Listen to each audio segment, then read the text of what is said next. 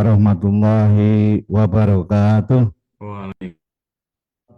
Yang saya hormati Bapak Region Head PTP Nusantara 4 Region 7 Bapak Denny Ramadan. Kemudian yang saya hormati juga Bapak Budi Susilo selaku Operation Head di Regional 7 PTP 4. Bapak-bapak kepala bagian, Kasubag, bapak-bapak manajer, Bapak Sinka, dan Bapak dulu AKT, sekarang namanya apa? Maskep ya? Maskep, bapak-bapak Maskep, dan rekan-rekan seluruh staf dan seluruh yang mengikuti acara ini. Pertama-tama saya mengucapkan selamat berpuasa bagi yang berpuasa, dan juga mudah-mudahan kita pada pagi hari ini dalam kondisi sehat walafiat. Bapak sekalian, sebelum kita masuk ke materi yang ingin saya sampaikan, karena warisan ini sesuai pesan dari Pak Denny, ini kita lebih banyak cerita kepada pengalaman selama mungkin dalam hal ini khususnya pengalaman saya selama 27 tahun 1 bulan bekerja di PTP Nusantara ini. Jadi tadi telah disampaikan secara singkat bahwa saya lahir tahun 1959 dan sekarang sudah lumayan tua ya. Sudah 66 tahun hidup di dunia ini. Tapi masa kerja saya di PTP itu dimulai tanggal 1 November 1988 dan pertama kali saya ditempatkan di Kebun Rejosari yang pada saat era PTP 10, pada saat itu Kebun Rejosari adalah kebun mercusuar. Artinya di sana ada berbagai komoditas sebagai kebun percontohan juga. Kemudian di sana ada pendidikan untuk karyawan, antara lain karyawan staf yang baru masuk seperti saya juga dididiknya dulu di sana. Kemudian setiap kunjungan tamu itu kita pasti akan bawa ke Kebun Rejosari. Kemudian di tahun 1988 tersebut, kebetulan saya mengalami pengalaman yang cukup unik. Di Rejosari sebagai asisten afdeling waktu itu, sekarang mungkin sebutannya juga masih asisten afdeling atau senior afdeling ya. Saya berkesempatan untuk mengelola hampir seluruh komoditas yang ada di PTP 10 pada waktu itu. Antara lain tanaman menghasilkan TM sawit, kemudian ada juga di afdeling saya itu TM karet, dan yang jadi pengalaman saya yang menurut saya sungguh luar biasa, saya diberi kesempatan untuk mengelola kebun bibit kelapa hibrida, yang pada saat itu kelapa hibrida itu satu-satunya di Indonesia, itu pembibitannya hanya ada di Kebun Rejosari. Kemudian saya juga ditugaskan untuk bisa mengelola dan menanam serta membibitkan kakao. Di situ juga ada laboratorium pengolahan polen kelapa untuk jadikan kelapa hibrida. Jadi selama 5 tahun saya di Kebun Rejosari 1988 sampai dengan 1993 itu saya sudah pengalaman di berbagai komoditi.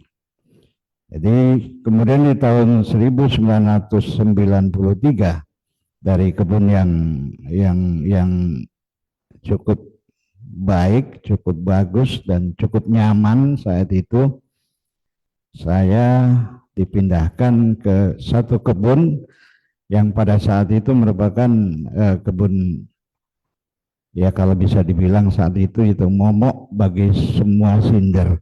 Jadi kalau sinder dipindahkan ke kebun tersebut, rata-rata agak down lah, termasuk juga saya.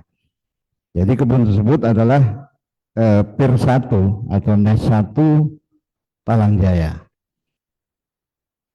Saat itu NES 1 Talangjaya merupakan satu proyek PIR yang pertama di Indonesia yang menanam karet. Luasnya lebih kurang 6.000 hektar dan stafnya di sana untuk staf updelingnya atau staf lapangannya itu hanya 2 orang. Kami disebut saat itu sebagai asisten pembinaan. Jadi setelah dari Rejosari, kebun existing, kebun kita sendiri, saya harus masuk ke suatu dunia yang baru pertama kali itu saya masuki, yaitu kebun petani. Dan mohon maaf, saat itu di tahun 1993 mungkin pengetahuan daripada kawan-kawan kita petani yang di daerah terpencil itu belum seperti sekarang. Jadi kalau mau cerita korban ya sudah banyak korban kita, staf PTP 10 pada saat itu yang ditugaskan di PIR 1 Talangjaya.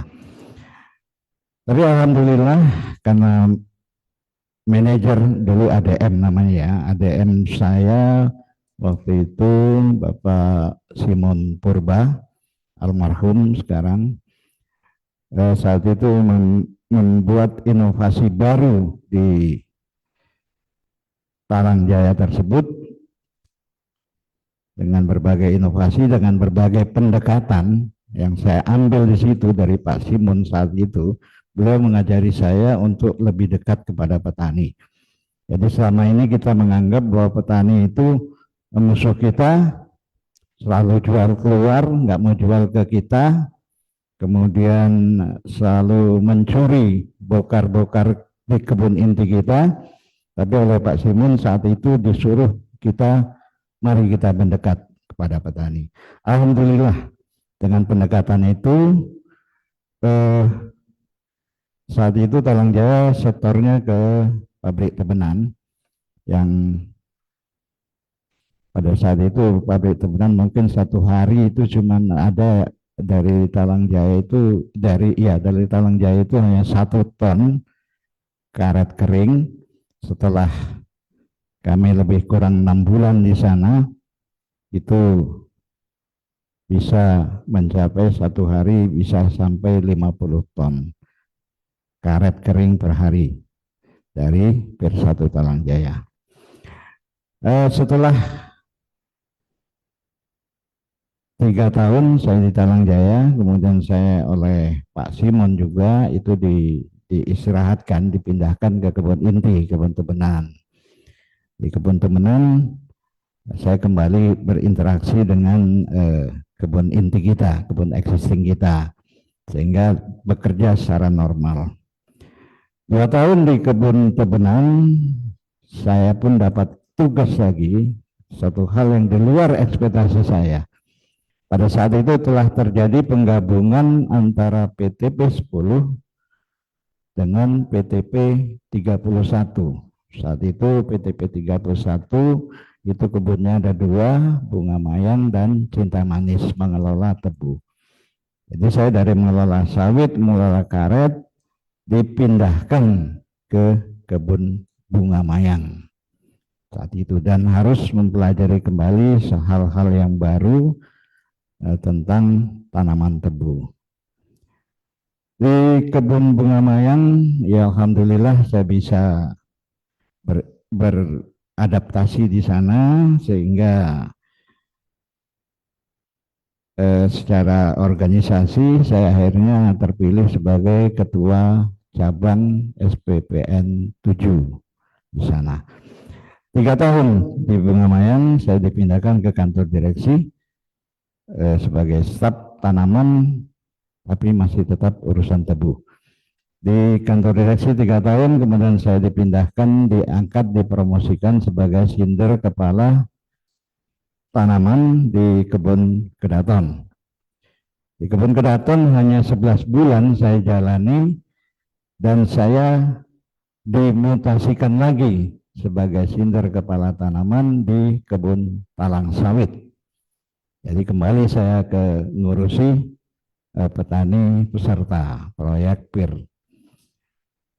Disinilah saya mendapatkan banyak sekali pengalaman yang nanti akan saya sampaikan di dalam materi yang saya sampaikan ini.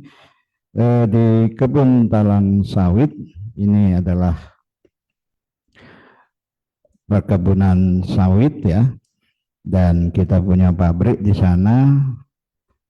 Mudah-mudahan saat ini masih beroperasi, kapasitas 40 ton TBS per jam, dan ADM saya atau manajer saya itu yang kemarin baru menyampaikan di sini, yaitu Bapak Saprial.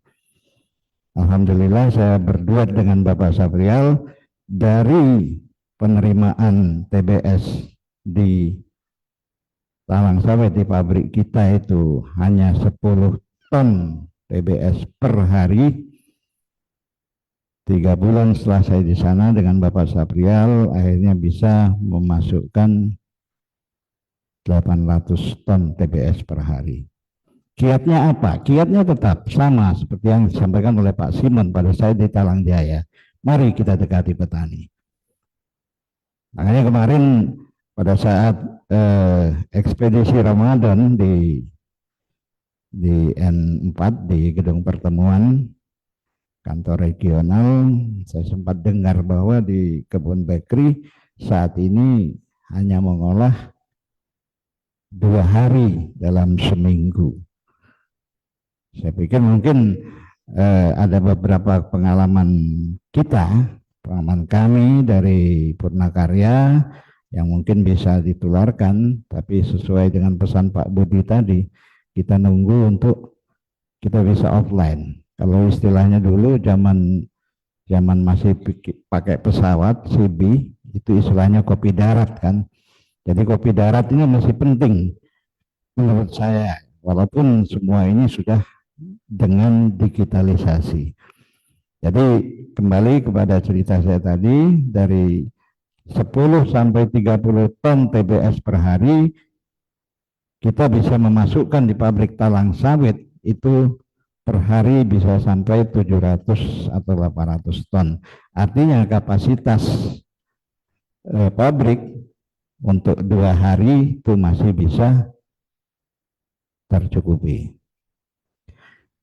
Kemudian dari talang sawit, dan alhamdulillah saya cukup lama di sana, bahkan sempat saya berpikir kalau PTP ini sudah lupa dengan saya, bahwa saya masih ada di talang sawit.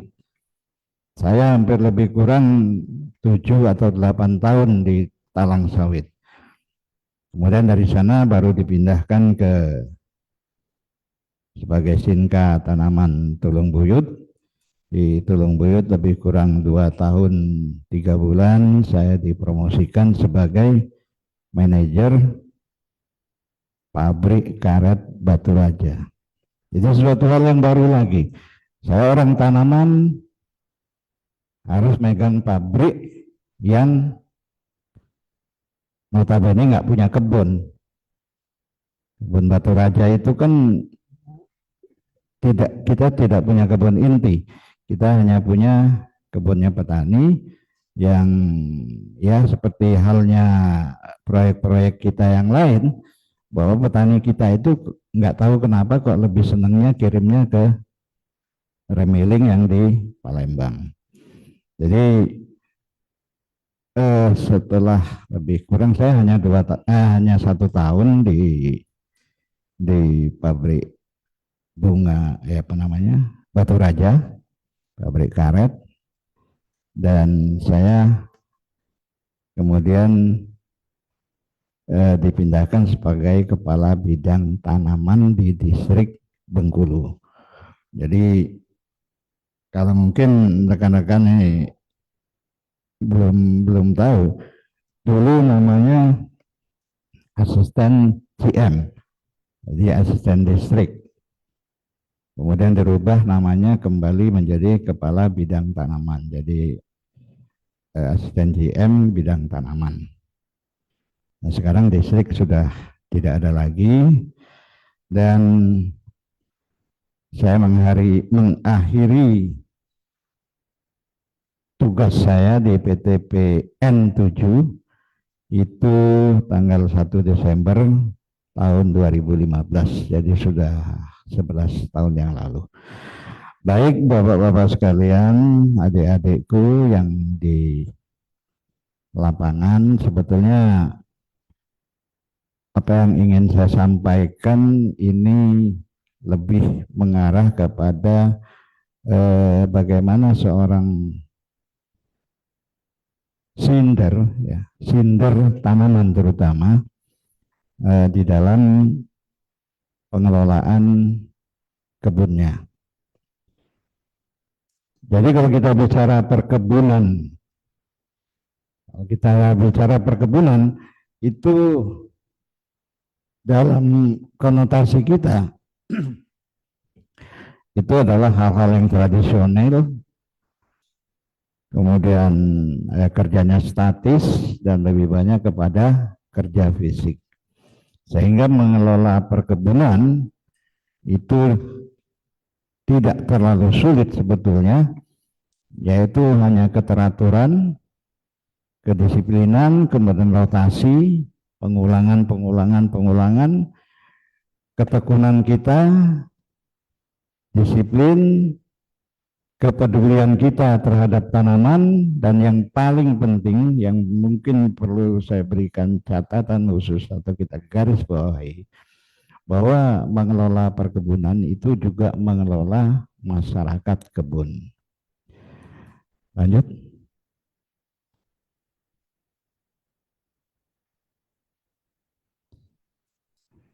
Kemudian ini sudah sering bagi kita yang terjun ke usaha perkebunan atau kita kerja di PTP, kita tahu bahwa usaha perkebunan itu berisiko tinggi atau high risk, di mana produksi sangat dipengaruhi oleh kondisi alam. Kalau kita di karet, mungkin kita perlu perhatian pada saat hujan pagi. Nah, pada saat hujan subuh, hujan pagi, ini akan sangat mempengaruhi produksi kita pada hari itu. Kemudian produk yang kita hasilkan untuk usaha perkebunan ini dalam jumlah besar. Bayangkan kalau untuk satu pabrik sawit kita yang kapasitasnya 40 ton TBS per jam, berarti kita kalau kerja 10 jam itu membutuhkan 400 ton TBS per jam. Jadi bisa kita hitung. Kemudian di tebu, kalau tebu biasanya 800 ton tebu per hari. Sehingga bisa kita hitung kalau satu angkutan, alat transport atau truk kol diesel itu isinya untuk TBS itu lebih kurang hanya 7 ton, sehingga kalau 400 ton itu berapa truk yang kita butuhkan. Kemudian produk-produk daripada perkebunan ini juga mudah rusak. Selanjutnya di usaha perkebunan ini span of control atau cakupan kontrol kita itu juga sangat luas. Kemudian di perkebunan kita mengelola makhluk hidup, dalam hal ini tanaman. Dan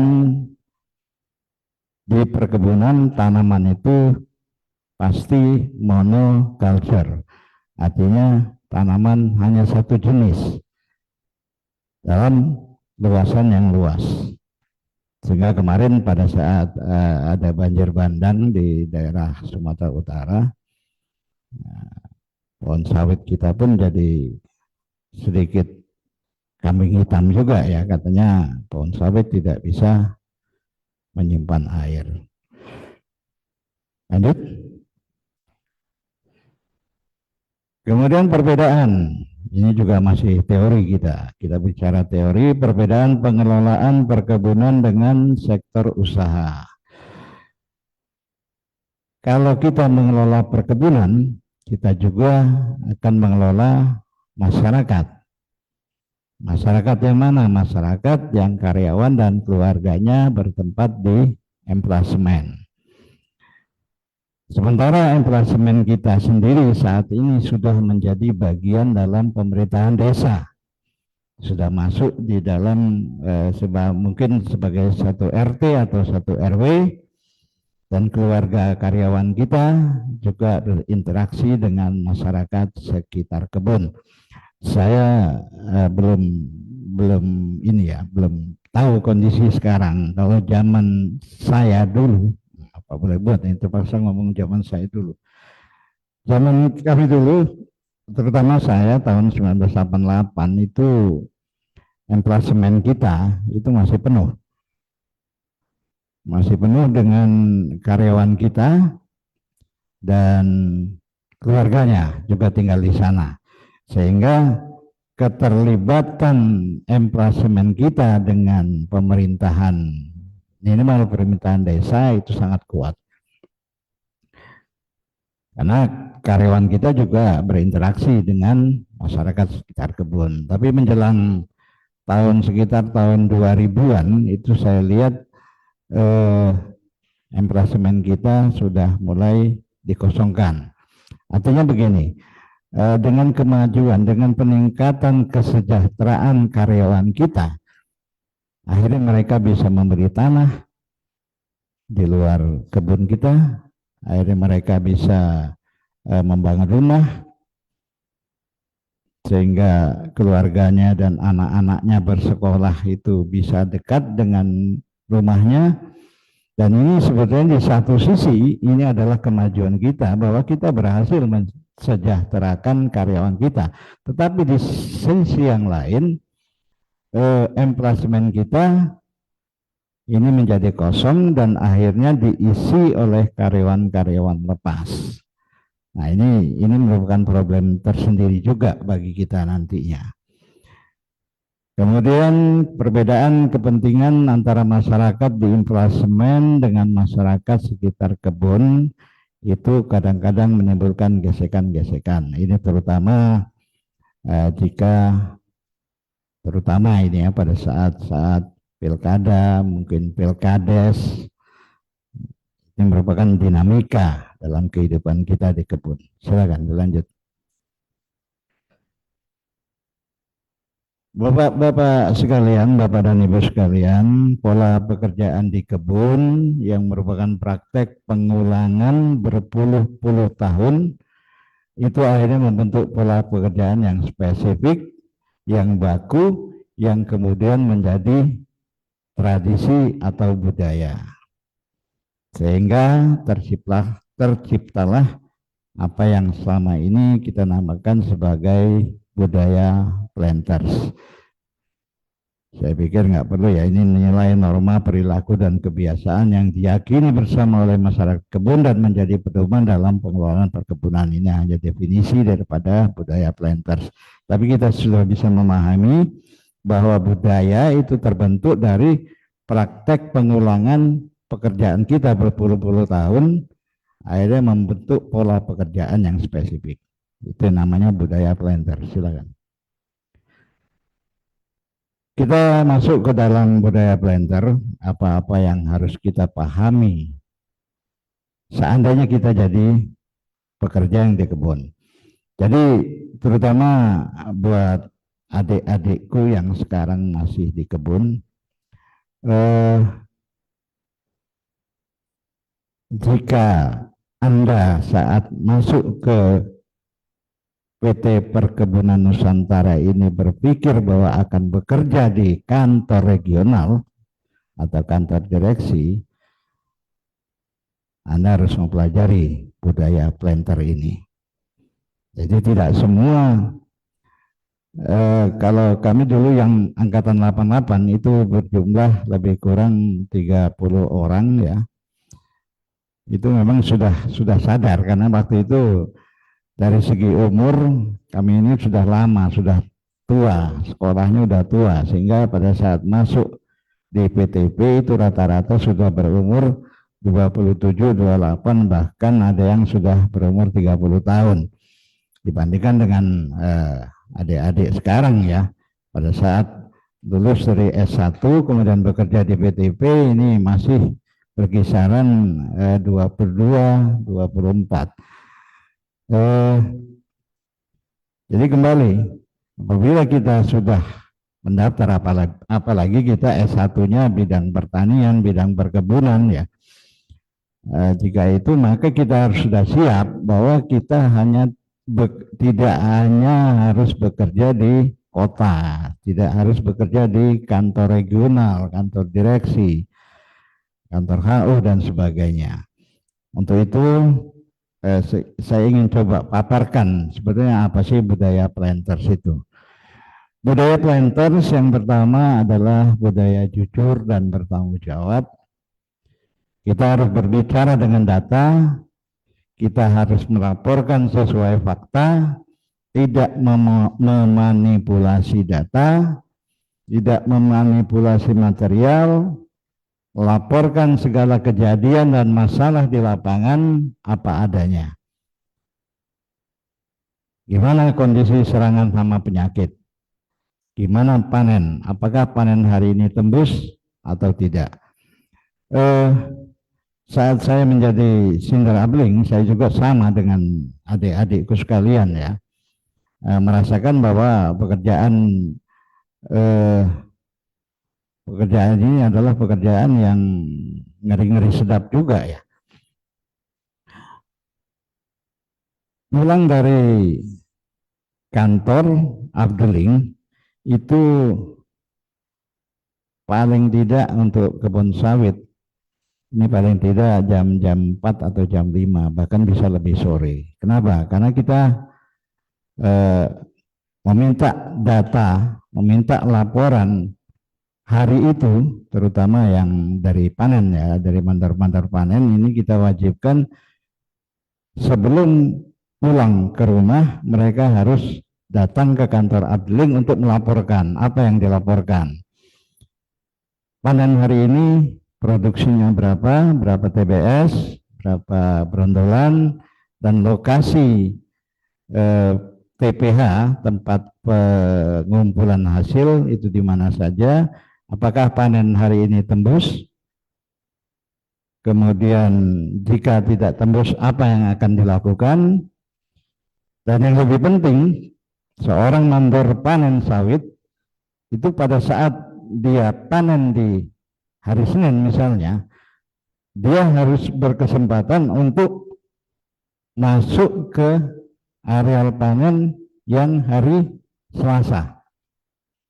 Untuk apa? Untuk mentaksasi berapa kira-kira produksinya besok. Nah ini juga cukup penting. Jadi kita tanyakan gimana panennya, berapa ton TBS, kemudian tembus atau enggak, kalau enggak tembus apa yang dilakukan, dan berapa produksi untuk besok. Jadi satu hal juga yang harus dilaporkan, karena ini biasanya terlupakan oleh seorang mandor panen ya, bahwa serangan hama penyakit. Serangan hama penyakit di sawit ini biasanya yang paling penting ini adalah serangan ulat. Serangan ulat ini bisa kelihatan apabila mandor itu masuk, apakah dari tai ulatnya di bawah atau dari daun dilihat ke atas. Serangan hama penyakit ini penting karena memang ada petugas khusus untuk sensus hama penyakit ya, tapi kadang-kadang terlewatkan sehingga harus di-counter juga dengan laporan dari mandor panen. Kemudian berikutnya,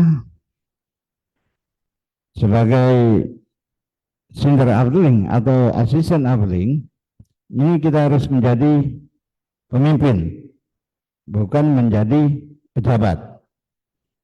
Jadi kita tahu semua ya, pemimpin itu seperti apa dan pejabat seperti apa. Kemudian yang penting lagi adalah kita tinggal, bekerja, dan hidup di kebun, serta selalu ada di tengah anak buah saat-saat kita dibutuhkan. Kalau dulu di tahun 1992 atau 91 atau 92, saya lupa, pernah ada surat dari direktur utama bahwa seluruh staf yang berada di kebun harus membawa keluarga dan istrinya untuk ke kebun. Ini aturan direksi yang harus diikuti. Ada kawan-kawan itu yang nggak diikuti, akhirnya berujung dengan surat peringatan. Jadi saat itu memang jadi viral ya. Karena apa? Karena ada istri-istri karyawan kita atau staf Cinder yang itu bekerja, tapi karena keharusan dan itu surat direksi merupakan perintah, sehingga ada beberapa rekan yang istrinya terpaksa keluar dari pekerjaannya. Ada yang sudah kerja di bank, ada yang jadi bidan, itu akhirnya keluar demi supaya suaminya nggak dapat surat peringatan. Ini pernah terjadi di kita. Dan saya pikir ini cukup penting ya, karena tinggal, bekerja, dan hidup di kebun itu merupakan salah satu poin di mana kita nanti akan selalu dibutuhkan oleh anak buah. Lanjut. Selanjutnya budaya yang kedua, budaya kerja dan waktu kerja. Ini sebagai pemimpin kita harus datang lebih awal dan lebih dulu dari anak buah. Kemudian mulai bekerja sedini mungkin, melakukan absensi dan mengatur pembagian kerja serta memberikan arahan. Patuh terhadap SOP, patuh terhadap instruksi yang wajar dari atasan. Bekerja tuntas, tidak menunda penyelesaian pekerjaan, tidak membiarkan adanya restan produksi di lapangan, konsisten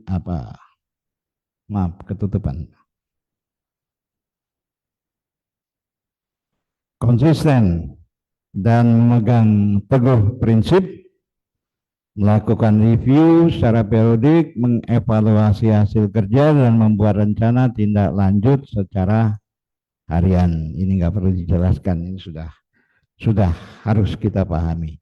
Lanjut. Kemudian budaya fanatik. Fanatik itu perlu. Fanatik terhadap apa? Fanatik terhadap kultur tenis.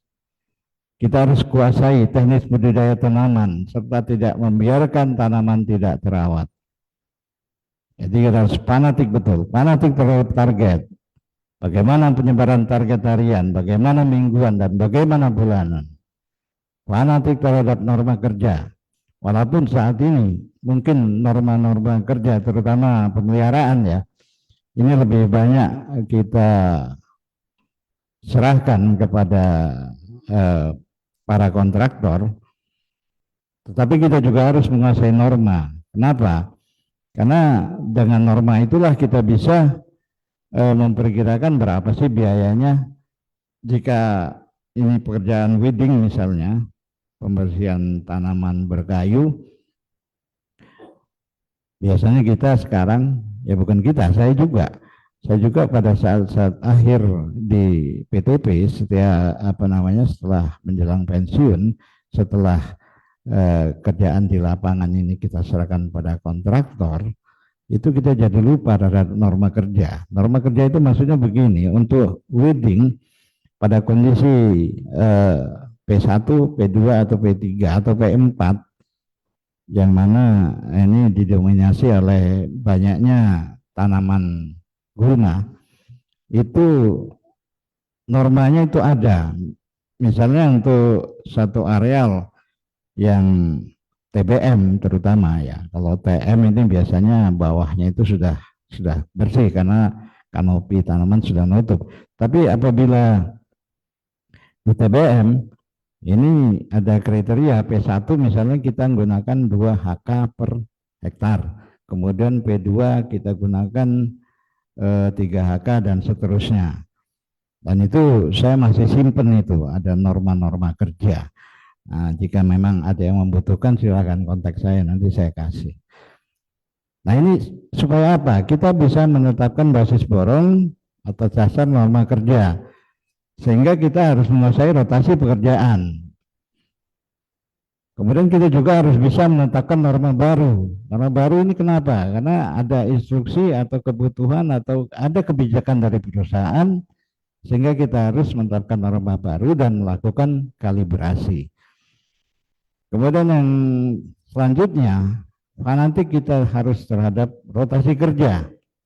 Kita harus kuasai rotasi perawatan, misalnya weeding itu setiap 3 bulan sekali kita harus kembali ke sana. Kemudian rotasi panen, juga rotasi tunas. Ini yang harus kita perhatikan. Kemudian evaluasi secara konsisten. Lanjut. Kemudian yang keempat, ini budaya peduli. Budaya peduli itu cepat tanggap terhadap masalah dan mengambil tindakan, mengerti dan menjalankan pekerjaan berdasarkan skala prioritas. Seperti contohnya prioritas pengendalian hama penyakit. Kita punya EWS di kebun sawit, Early Warning System, untuk hama, terutama hama ulat. Pada saat itu kita harus kuasai, kita harus tahu, kita harus evaluasi, kita harus monitoring itu setiap minggu, setiap bulan. Ini EWS ini pada posisi berapa? Apakah bisa dilakukan pengendalian atau masih dalam posisi normal. Kemudian pemupukan bagaimana panen restan produksi ini yang terutama. Ini yang mungkin jadi dari dulu ini memang restan produksi ini yang harus betul-betul kita perhatikan karena kita tahu bahwa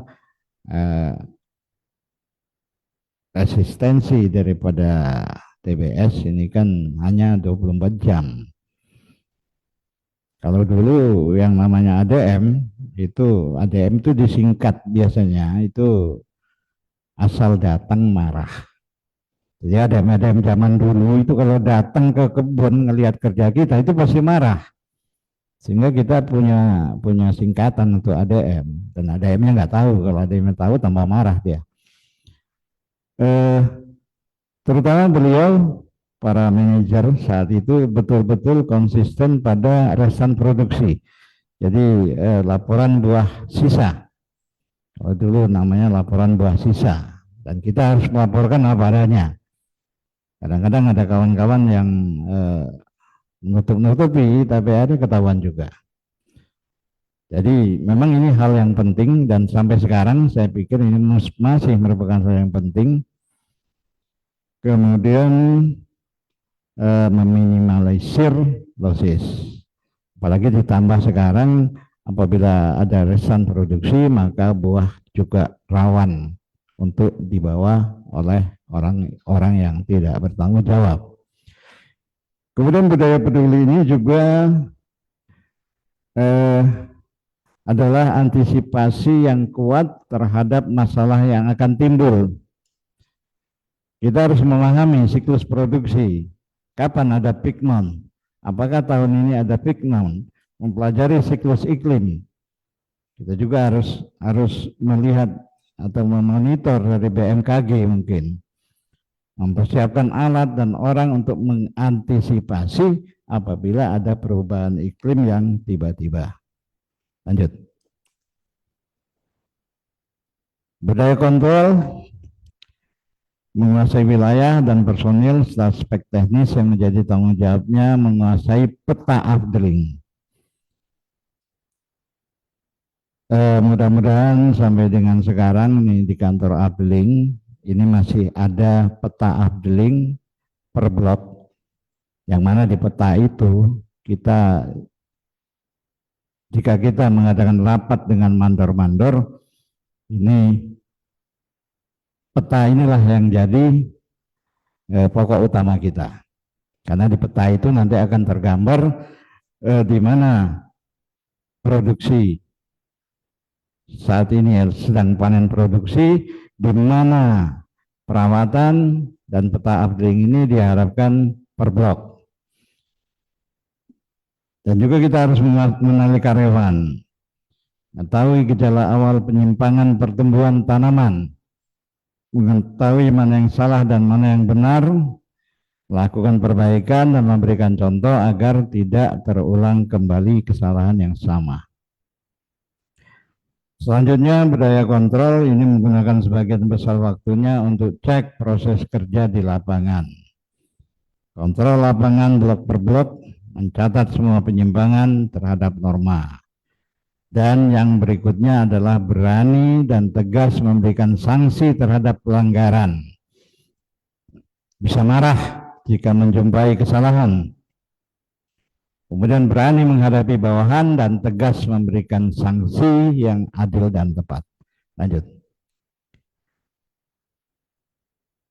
Yang nomor 6 adalah budaya pembinaan, menciptakan kondisi yang aman, tentram, dan harmonis di lingkungan kebun wilayahnya, berusaha mengenal masyarakat dan tokohnya, menghormati budaya, tradisi, adat istiadat setempat, bersilaturahmi dengan masyarakat, tokoh adat dan pejabat formal, menciptakan kerjasama saling menguntungkan antara lain pemberdayaan tenaga kerja lokal dan usaha lokal.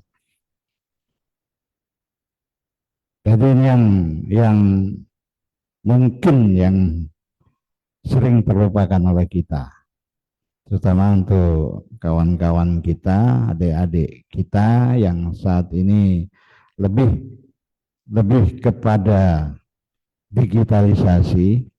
Tapi ada satu hal yang ini harus dilaksanakan apabila kita menjadi planters di lapangan. Selama ini terus terang yang saya perhatikan, lebih banyak beban ini diberikan kepada sinder umum. Saya juga punya sekarang ini ketua 2, saya ini dulu mantan sinder umum, dan saya lihat memang rata-rata kita serahkan sama dia. Jadi sebagai sinder upgrading atau asisten upgrading itu memang lebih banyak dia kepada kultur teknis, lebih banyak kepada kultur teknis, sehingga hal-hal yang seperti ini diserahkan kepada sinder umum, sehingga yang kenal dengan tokoh masyarakat itu hanya sinder umum, kemudian adat istiadat. Padahal sebetulnya semua kita, terutama sinder, ini harus seperti itu. Jadi saat saya masih muda dulu, kalau sore ini kita ngopi ke kampung terdekat, kita ngobrol dengan masyarakat, kita datangi kepala desa, kemudian kalau bisa kita bersahabat dengan camat, sehingga apa-apa yang menjadi kebutuhan kita pada saat kita harus berhubungan dengan masyarakat umum di luar lingkungan kebun, ini kita cepat dapat melaksanakannya dengan perkawanan tadi. Jadi diharapkan jangan semuanya diserahkan pada sinder umum. Ada sinder umum yang karena kerjaannya begini, akhirnya lama-lama resign dari PTP, akhirnya jadi anggota DPR. Nah, sebetulnya sayang kan. Jadi kepada rekan-rekan yang sinder upgrading, tolong ini budaya pembinaan kita ini kita tingkatkan.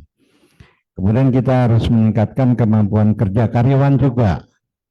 Setiap atasan, setiap dari kita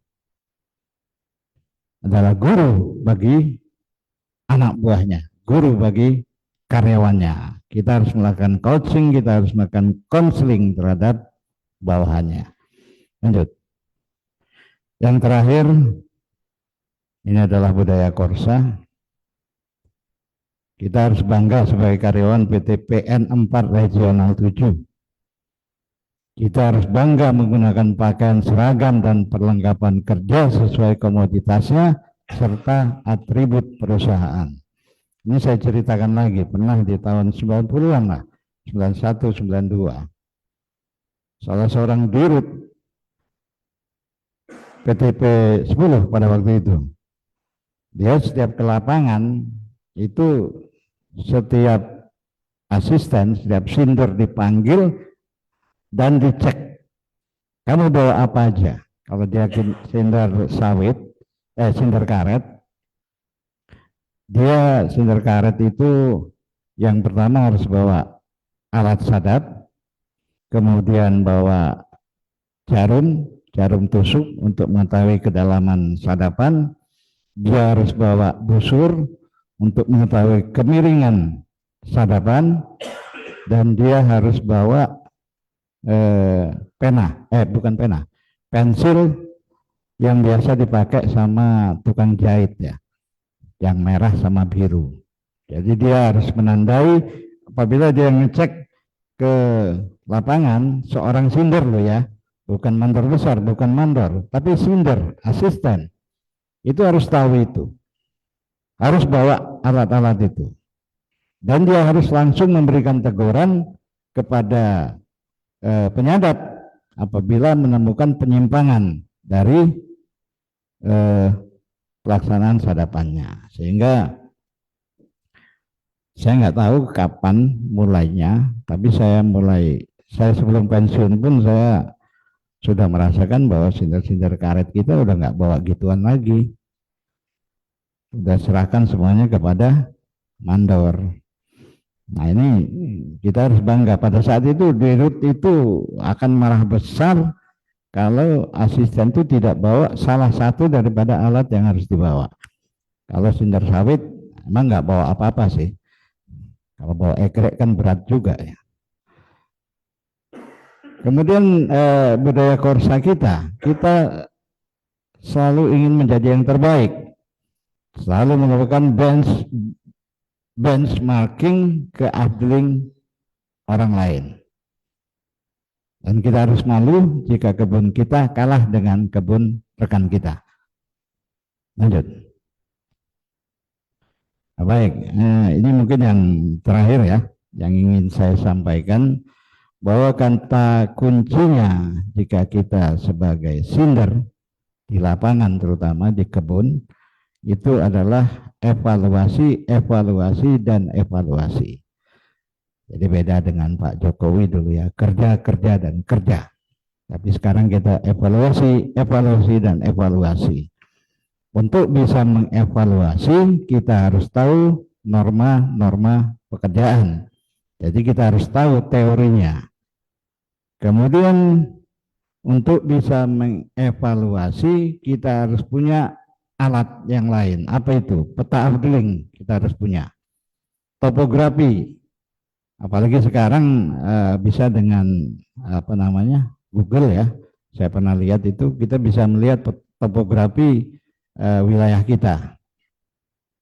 Kemudian populasi tanaman kita gimana? Berapa rata-rata pohon per hektar keseluruhan afdeling?